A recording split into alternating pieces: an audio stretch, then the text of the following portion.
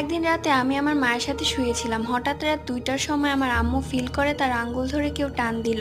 আমার আম্মু মনে করে কোনো পোকা হয়তো। পরদিন রাতে আমার আম্মু সব দরজা জানলা বন্ধ করে, কিন্তু একটি খোলা রাখে বাতাস আসার জন্য।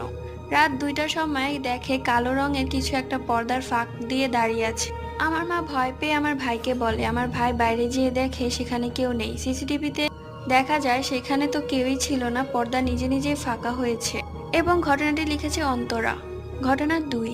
একবার আমি 27শে রমজানে আমি রাত জেগে রোজা রাখার জন্য আমি সবার কাছে দোয়া চাই। তারপর আমি একটু রাস্তায় যাই।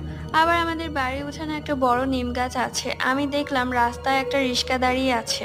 সেই রিক্সায় কেউ বসে পা দুলাচ্ছে। পা দুটো কালো অন্ধকারে ভালো দেখাচ্ছে না। একটু অবাক হলাম, কারণ আমাদের এখানে কারো রিক্সা নাই। তাহলে এই রিক্সাটা কার? এটা ভেবে যেতেই দেখি একটা মেয়ের শরীর, কালো বড় বড় চুল, নখ। আমাকে দেখে একটা